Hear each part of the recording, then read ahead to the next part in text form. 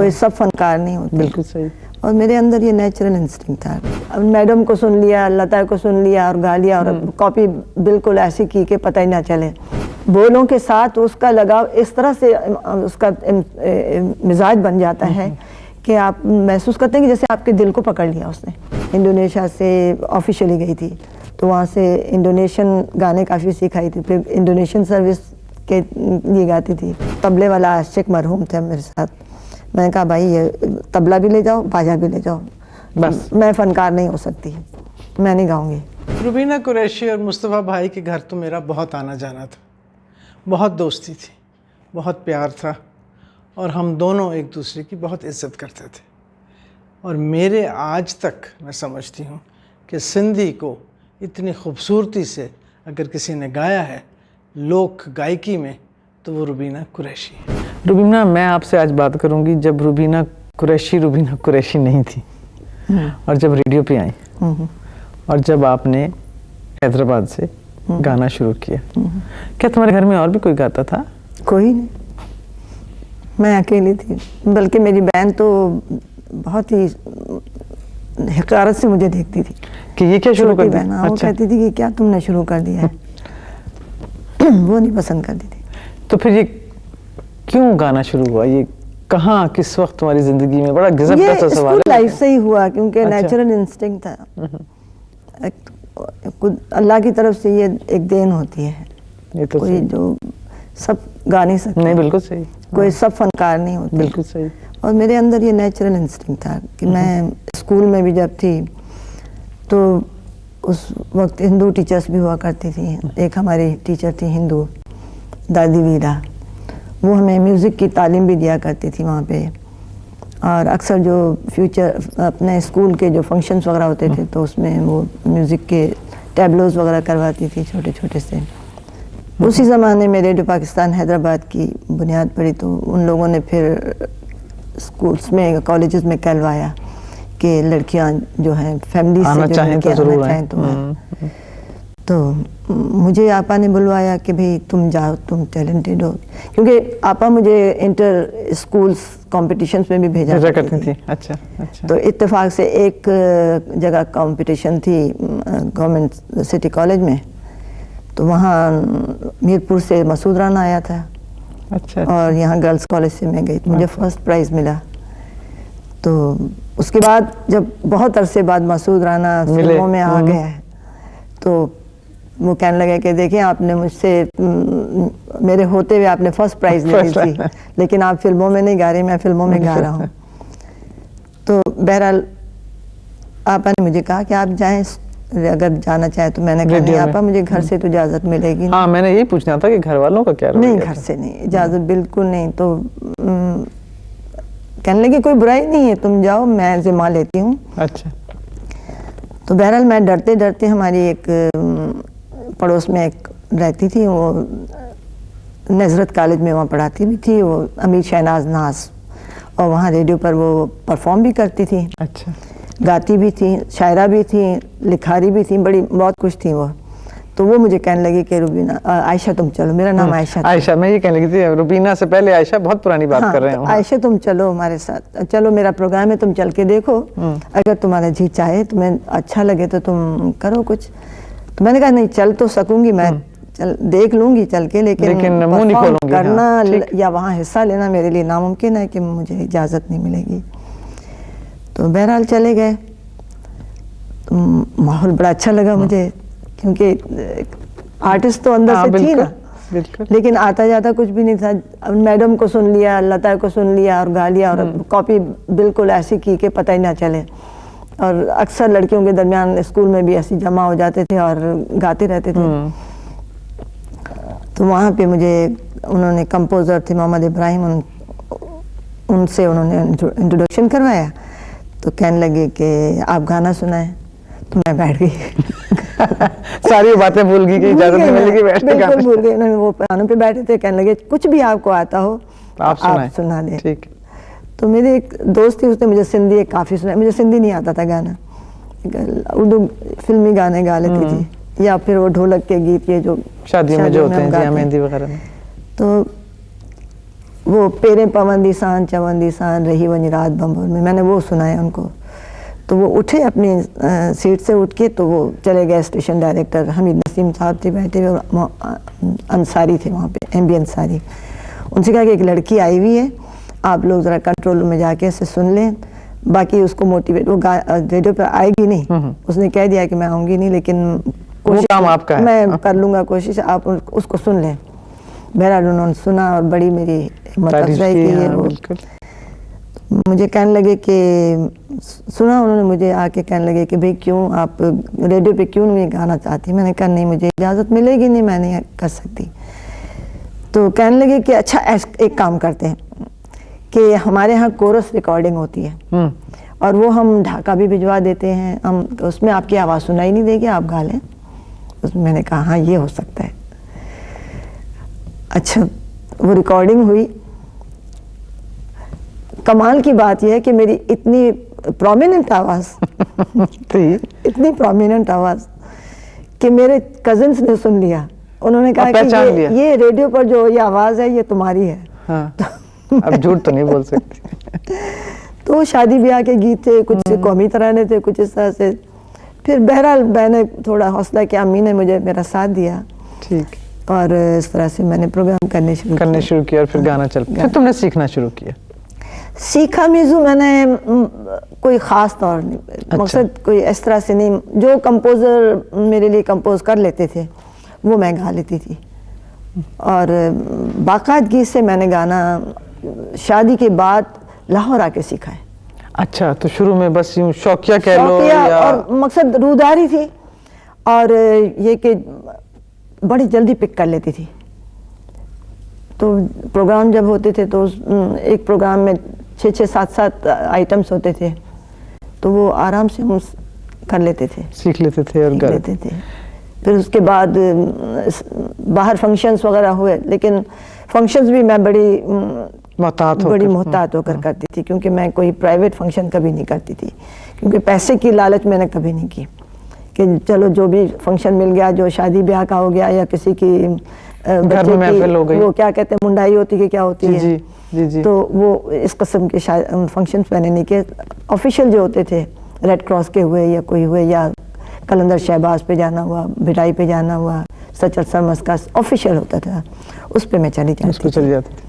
तो लेकिन उसके अलावा ये बताओ रुबीना, ये मौसीकी जब तुम गाती हो क्या होता है? नहीं, किसी वक्त तो ऐसा होता है कि ऐसा महसूस होता है कि जैसे आपके अंदर से जैसे आप टूट गए हो। जिस वक्त अगर बहुत ही सच्चे सुर लग जाते हैं तो ये रोंगटे खड़े हो जाते हैं और इस तरह से लगता है कि जैसे आप इस दुनिया में ही नहीं है। और कभी कभी तो मैं रियाज करते करते इतना रोती हूँ कि मुझसे पता ही नहीं चलता है कि मैं क्या कर रही हूँ, क्यों रो रही हूँ। इस तरह से महसूस होता है कि अगर आप गाना है इतना दिल को पकड़ता है, बहुत इसमें इस कदर इसमें सच्चाई है कि आपकी रूह तक को पकड़ लेता है। तो फिर ये कहते हैं रूह की ग़िज़ा है। बिल्कुल। और मैं सच बताती हूँ, मैं किसी वक्त बैठकर एक उसकी गज़ल थी मरहूम की, रिजवी कौन है, हसन रिजवी की, कभी किताबों में फूल रखना, ये था नहीं हो, इन्हीं की है, मैडम मुझे कही है। तो वो मैंने, मेरी एल्बम भी बनी उसमें भी थी, तो वो जिस वक्त मैं गाने बैठी तो रिजवी मेरे साथ बैठे हुए थे और इतना टची था कि मैं रोने बैठ गई, वो मुझसे गा ही नहीं जाए। दरबारी में धुन थी बनी हुई, गा ही ना जाए मुझसे, इस कदर मेरी हालत होगी। वो समझाई नहीं जाती, वो वजह समझ, क्योंकि वो कभी कभी धुन ऐसी बन जाती है, हाँ। बोलों के साथ उसका लगाव इस तरह से उसका मिजाज बन जाता है कि आप महसूस करते हैं कि जैसे आपके दिल को पकड़ लिया उसने। सही। ये बताओ कि रेडियो से फिर टेलीविज़न, हाँ, कुछ थोड़ा सा गाना, तो अगर रेडियो पे तुम्हें इतना महसूस हो रहा था कि घर वाले शायद ये ना समझ पाएं, तो टेलीविज़न पे आना तो मज़ीद मुश्किल हुआ। टेलीविज़न के रेडियो पर मैंने जब गाना शुरू किया तो उसके बाद आहिस्ता आहिस्ता आहिस्ता फिर घर वालों को भी और रिश्तेदारों को भी एहसास हो गया, उन्होंने फील किया कि ऐसी कोई बुराई नहीं है, क्योंकि जो उनके जहन में था एक आर्टिस्ट होने का तस्वुर कि एक लड़की घर से निकल गई और पर्दा करने वाली। अच्छा, ये जुमला रह गया बुर्का था पहनती बीच थी, में। मैं बुर्का पहन के रेडियो पर जाती थी। तो मज़े की बात मैं बताऊं कि मैं रेडियो पे ड्रामे भी करती थी, ड्रामों अच्छा। में हिस्सा लेती थी, जिसमें हम हिमायत अली शायर, मोहम्मद अली, मैं, कुरैशी, अंसारी, हम सब मकसद एक ग्रुप था। हमारा, मेहताब चन्ना। तो काफ़ी अर्सा गुजर गया। तो एक दिन मोहम्मद अली मेरे यहाँ बैठे हुए थे, तो मैंने कहा कि भाई गाड़ी वाड़ी तो थी नहीं, रिक्शा चलती थी उस ज़माने में, तो भाई हम रिक्शा मंगवा रहे हैं। तो मैंने बुर्का छोड़ा घर में। तो मोहम्मद अली कहने लगे कि मुझे एक ड्रामा हमने किया था बरज़ख, हिमायत अली शायर का, तो उसमें मेरा बहन का बाजी का रोल था, वो मेरे छोटे भाई बनते। तो जब से उन्होंने मुझे बाजी बाजी कहना, अच्छा। तो कहने लगे कि रिक्शा आ गई है। तो मैंने कहा बस चलते तो बुर्का ऐसे पड़ा पहन के। नहीं, तो मैंने कहा मेरी बात तो सुने कि मैं आप लोगों के ये दिखावा नहीं है कि मैं घर से बुर्का ओढ़ के पहन जाऊँ। वहाँ जो जाती हूँ वो कौन होते हैं? मर्द ही होते हैं ना, मैं मर्दों के दरमियान ही होती हूँ। फिर मैं किससे पर्दा कर रही हूँ? मुझे ये तो बताएं कि किससे कर रही हूँ। तो फिर समझ में आई बात कि मैंने कहा ये दोगली चाल हो गई कि मैं घर में से निकल रही हूँ बुर्का पहन के, वहाँ रेडियो पर जा रही हूँ, स्टेज पर गा रही हूँ, और जगह मैं जा रही हूँ। तो फिर मैंने बुर्का पहनना छोड़ दिया। लेकिन बस ये कि जैसे तुमने सफ़ेद ड्रेस पहनी हुई है, मेरी सफ़ेद साड़ी होती थी। अच्छा, बिल्कुल सफ़ेद साड़ी, अच्छा, और ये लंबे बाल खुले, बस। और बस बाकी ये बताओ फिर मुस्तफ़ा कुरैशी आपकी जिंदगी में कैसे आए? आ तो गए, जाहिर है रेडियो पे आ गए। साथ ही मकसद मैंने जब रेडियो ज्वाइन किया है उसके मेरा ख्याल है हफ्ते बाद ही उस कुरैशी ने ऑडिशन दिया होगा। अच्छा, तो आप सीनियर हुई ना फिर? मैं एक हफ्ता 10 दिन सीनियर थी। तो मैंने पहले तो म्यूज़िक आर्टिस्ट, फिर साथ साथ ही मैंने ड्रामा की भी ऑडिशन, वो भी बाय चांस वो ऑडिशन दे रहे थे जो आए हुए थे फनकार। तो मैं भी वहीं खड़ी हुई थी। मैंने कहा कि क्योंकि मैं स्कूल से अपने ड्रामे करती थी ना, स्टेज ड्रामे, तो मेरे बहुत सेंस था मुझ में। तो मैं कहूँगी इसको ये डायलॉग इस तरह नहीं बोलना चाहिए ऐसा। तो अंसारी कहने लगा कि क्या करेंगी आप ड्रामे? मैंने कहा कि हाँ मैं तो करती हूँ स्टेज पर। कहने लगे चले आप अंदर। और जब मैंने स्क्रिप्ट पकड़ा तो वो तो हैरान हो गए, कहने लगी तो आप तो गाने से ज्यादा तो आप ड्रामा कर रहे हैं। हालांकि उसके बाद फिर आपने ड्रामे छोड़ दिए? मैं नहीं, बहुत किए। अच्छा, बहुत सिंधी भी किए, उर्दू भी किए, काफी ड्रामे किए। लेकिन क्योंकि ज्यादा मेरा फिर गाने की फील्ड में इतना हो गया कि ज्यादातर मुझे बाहर रहना पड़ता था। कभी ढाका बैठी हुई हूँ, कभी चिटागोंग बैठी हूँ, कभी मुल्क से बाहर हूँ, कभी पेशावर है। तो इस तरह से शोज की वजह से फिर इतना ज्यादा नहीं, वो चेन बुकिंग होती थी रेडियो पाकिस्तान की। अच्छा, रेडियो पाकिस्तान की चेन बुकिंग पर हैदराबाद से मुझे भेजा जाता था, तो जिसपे तो मुख्तलिफ जगह पे जाना, मुख्तलिफ स्टेशंस पे मैं परफॉर्म करती थी। वो भी एक बड़ा नया तजुर्बा होगा। हाँ, बड़ा नया तजुर्बा होगा। शादी से 3 मकसद साल पहले मैं कराची शिफ्ट हो गई, कराची स्टेशन पर। तो वहाँ पे एक्सटर्नल सर्विसेज के लिए एक दिन बर्मी सेक्शन के थे इंचार्ज खलौमांग, तो कहने लगे कि आप बर्मी गा लेंगी? मैंने कहा क्यों नहीं गाऊंगी, कोई बात। कहने लगे कि मैंने उनसे कहा कि मैंने कहा ऐसा करें कि आप मुझे बर्मी बोल दे, मैं उनको फोक में डालूंगी अपने। अच्छा, हमारा जो फोक है उसमें डालूंगी, और फिर उसको आप मेरे साथ बैठे, हमने 13 गाने रिकॉर्ड किए हमने। बर्मी लफ्ज़ और धुने सिंधी अपना पंजाबी बलोची, मतलब सारी हो गई या कोई ऐसे, उनको उसमें फिट कर दिया। अच्छा। वो इतने वो पॉपुलर हुए कि वहाँ से इतने खतूत आते थे मेरे लिए जो मैं लिखी नहीं, जवाब नहीं दे सकती क्योंकि वो सारे बर्मीज में आते थे। अच्छा। ऐसा इस तरह से टर्किश सर्विस के लिए भी गाती थी। अच्छा। इंडोनेशिया गई मैं।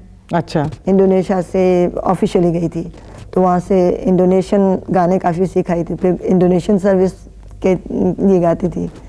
तो ये सारा सिलसिला सारा किया। तो यानी फिर आपकी मुलाकात जब कुरैशी भाई से हुई तो आपकी मर्जी से शादी हुई? दोनों की जान पहचान से शादी हुई? हाँ, 10 साल के बाद पहचान हुई, चलता रहा काफी सिलसिला आपस पहचान। में। मकसद जैसे हम आपस में फ्रेंड्स हैं इस तरह बिल्कुल। से, और एक घर का माहौल था। रेडियो पाकिस्तान हाँ, का ये तो जो है। माहौल था, अब तो पता नहीं क्या है क्या नहीं है, लेकिन उस वक्त बिल्कुल फैमिली एटमॉस्फेयर होता था कि हर एक के घर से खाने चले आ रहे हैं, दोपहर को बैठे हुए खाना खा रहे, क्योंकि प्रोग्राम्स आर्टिस्ट कम थे इतने। तो आर्टिस्ट बार-बार जो प्रोग्राम करना, ज़्यादा होते प्रोग्राम थे, करना। उनमें कभी कायदे आज़म डे आ रहा है, कभी अल्लामा इकबाल डे आ रहा है, कभी पाकिस्तान डे आ रहा है, कभी 23 मार्च आ रहा है, कभी 6 सितंबर, इस तरह से प्रोग्राम्स आते रहते थे। तो उसके लिए कौमी तो नगमे होते थे।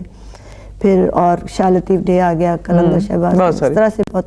उसके बाद फिर गीतों भरी कहानियाँ होती थी, उसके लिए रिकॉर्डिंग चलता रहता, होती थी। सिलसिला चलता रहता था और फिर उसमें। वैसे हाँ, डे बिल्कुल, आर्टिस्ट हाँ, अगर बिल्कुल। महीने के 4 प्रोग्राम वैसे ही होते वैसे थे। हाँ। तो मकसद एक आर्टिस्ट अच्छा खासा बिजी होता था। पैसा इतना नहीं मिलता था, जैसे मर्दों को मेरा ख्याल है 10 रुपए मिलते थे ड्रामा के, और हमें 15 रुपए मिलते थे। अच्छा, खवातीन को ज्यादा मिलते थे? हमें 15 मिलते थे। ये पहली बार मैंने कहीं सुना है जहाँ पे औरतों को ज्यादा पैसे मिलते थे। हमें 15 मिलते थे, उनको 10 का उसका चेक मिलता था। और पहला चेक मुझे 25 रुपए का मिला था अपना गाने का। गाने का बहुत सारे पैसे थे। समझते थे कि बहुत है, उस ज़माने बहुत अच्छा। हम समझते थे कि ये इससे तो हम अमीर हो गए। अमीर हो गए। ये 60s की बात है। शादी के बाद गाना चलता रहा कि नहीं? शादी के बाद यहाँ आ गई ना, यहाँ मेरा सिलसिला ज़्यादा नहीं चला। रेडियो पे मैं महीने में एक प्रोग्राम कर लिया, कभी किया कभी नहीं किया, तो इससे फिर वो सिलसिला नहीं बना। उसकी वजह से जब तक बच्चे नहीं हुए तब तक मैं बाकायदा अपने जो रेडियो पाकिस्तान कराची के प्रोग्राम होते थे या हैदराबाद के प्रोग्राम्स होते थे, वो मैं बाकायदगी से जाके करती थी, फिर वापस आ जाती थी। लेकिन जाहिर है बच्चों के साथ बच्चों की पैदाइश के बाद फिर एक थोड़ा सा कोई ना। ये बताओ कि तुम एक दिन सिर्फ रुबीना थी और अगले दिन तुम एक आर्टिस्ट बन गई, एक स्टार बन गई, और फिर जाहिर है एक स्टार की बीवी भी बन गई, तो कुछ थोड़ा सा जैसे कहना चाहिए कुछ देना पड़ता है कुछ लेने के लिए, अपनी जिंदगी, अपनी प्राइवेसी, पब्लिक फिगर बनने के लिए। इसके लिए मैं तुम बताऊं कि मेरे साथ मैं बहुत बिजी थी, बेतहाशा बिजी जिसे कहना चाहिए, कि मेरी मकसद नाम बहुत था, लोग पसंद बहुत करते थे। तो जैसे समझ दे कि मेरा सूटकेस घर में बंधा हुआ पड़ा रहता था कि किसी वक्त भी बुलावा आ आ गई गया चली मुझे। गई, अगले दिन फिर चली गई, अगले मकसद। तो मुझे खुद वहशत होने लग गई थी, अपने इतनी मसरूफियत से मुझे खुद वहशत होने लग गई थी। और उसके बाद फिर घर में माहौल ये था कि बहन मुझे पसंद नहीं करती थी, वो मुझे मेरे गाने पे मुझे ताना देती थी, उसको नहीं पसंद थी मैं मकसद गाते हुए। तो वो भी अंदर चुभन सी थी कि मैं निकलूं, या तो ये कि मैं शादी कर लूं, अब बस बहुत हो चुका। और एक अंदर होता भी है ना कि बस अब बहुत हो गया, अपना घर भी बसना चाहिए। तो इत्तेफाक से मैं जॉब भी करती थी, स्कूल में टीचर भी थी। अच्छा। तो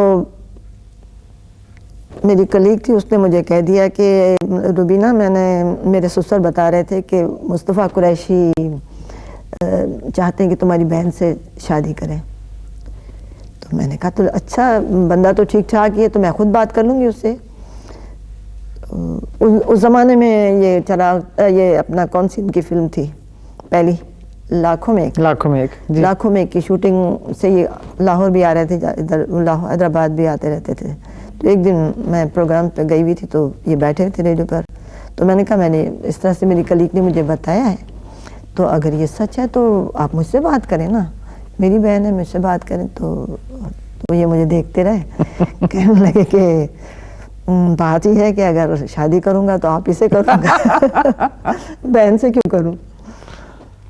तो फिर ज़रा मेरा माथा ठनका। मैंने कहा कोई बात ज़रूर है, कोई आगे से बात निकली है, तो ये बहन का हवाला आके तो ये बात यहाँ पर आई। बहरहाल फिर कुछ टाइम लगा, और फिर आपने फैसला कर लिया। फैसला किया। और उसके बाद फिर जब लाहौर आ गए, लाहौर, तो फिर उसके बाद थोड़ा थोड़ा आप कह रही हैं गाना जरा सा कम गाने फिर ये हुआ ना कि मुझे यहाँ के मौका मिल गया गाना सीखने का। गाना गाती थी मैं, बड़ा मेरा नाम था, बड़ा बहुत कुछ था, लेकिन अंदर से फन नहीं था मेरे पास। फनकार मैं थी लेकिन फन मेरे पास टेक्निक नहीं थी, टेक्निक जो होनी चाहिए। तो वो मुझे बड़ी थी। मैंने हैदराबाद में बाकायदा नज़र हुसैन को वो धागा क्या बांधते, गंडा बांधते, हाँ, क्या जी, बिल्कुल। वो भी बांधा, लेकिन वो मुझे नहीं सिखा सका। मकसद है कि उसको आता था, एक दिन आया, दूसरे दिन आया, तीसरे दिन, मकसद। लेकिन सबसे बड़ी बात यह कि हमारे घर का माहौल नहीं था। बुला तो लेती थी मैं उसको सीखने के लिए, लेकिन यह है कि आहिस्ता गाए, आवाज़ बाहर ना जाए, पड़ोसी ना सुन ले, ये ना हो, वो ना, मकसद इस तरह से। तो वो गाना नहीं सीख सकते थे, तो ना वो सिखा सका ना मैं सीख पाई। ठीक, इस तरह से हुआ। तो यहाँ आके फिर यहाँ आके छोटे गुलाम अली खान साहब को बुलवाया, उन्होंने मुझे सिखाया, उनसे सीखना शुरू किया। तो फिर काफ़ी अरसा सीखते रहे। और जब गाना सीखना तुमने शुरू किया, तुम्हें महसूस हुआ कि तुम्हें गाना नहीं आता था और अब नए सिरे से तुम सीख रही थी, ये गाना इसे कहते हैं? हाँ, अच्छा, वहाँ भी देखिए ड्रॉबैक क्या आ रहा है। खान साहब मुझे बार बार कहते थे कि मैं सिखाने वाला नहीं हूँ, मैं गाना तुम्हें बता रहा हूँ, मैं सिखाना नहीं आता, मैं कोई उस्ताद नहीं हूँ सिखाने वाला, मैं गाने वाला उस्ताद हूँ। तो मैं कहती थी कि आप जो कुछ भी मुझे सिखाएं तो सही। अब वो बाजा उनके हाथ में, उन्होंने जो कुछ भी मुझे पलटे वलटे बता दिए, राग बता दिया, लिखवा दिया, ठुमरी बता दी, दादरा बता दिया, बोल बता दी, जो गज़लें करवाते थे, काफियाँ करवाते थे। अब जैसा वो बताएं मैं करती रहूँ। और जहाँ हम कहीं जाते थे, खान साहब साथ हुए, खान साहब ने बाजा पकड़ लिया, हमने गाया, पता चला कि हम बहुत बड़े फनकार हैं। अच्छा, 80-81 में हमने हज किया, खान साहब ने भी किया, हमने भी किया। हम थोड़े मुसलमान हो गए, मजहबी हो गए कि भाई चलो अभी कुछ अर्सा गाना नहीं गा रहे हैं। तो खान साहब ने भी आना जाना छोड़ दिया। लेकिन मुझे फिर वो शुरू हो गया कि मैंने तो गाना है भाई, गाना मेरे अंदर तो है। तो एक दिन ऐसी जो खान साहब को ले आए थे, एसगुल साहब जो फिल्मों में थे ना, वो खान साहब को ले आए थे, जामुर साहब। तो आए, वो कहने लगे कि भाई तुमने इतना सा गाना सीखा, अपना क्लासिकल सीखा, थोड़ा सुनाओ तो सही। तो मैंने कहा कि मुझे बाजा बजाना तो आता ही नहीं है। उन्होंने कहा कि कुछ करो, कुछ अब मुझसे गाए ना जाए। जो राग मैं गाती थी, जो ठुमरियाँ गाती थी, उनके साथ जो कुछ गाती थी मुझे आ ही नहीं। मैं कहूँ कि मुझसे मैं सांस रेखब नहीं पकड़ सक रही हूँ, गंधार नहीं पकड़ सक रही हूँ, तो मैं क्या करूँगी। अब मैंने रोना शुरू कर दिया। उनका कोई बात नहीं, हो जाएगा, आप कर लेंगे। मैंने कहा नहीं, तबले वाला आशिक मरहूम थे मेरे साथ, मैंने कहा भाई ये तबला भी ले जाओ, बाजा भी ले जाओ, बस मैं फनकार नहीं हो सकती, मैं नहीं गाऊंगी। वो चला गया।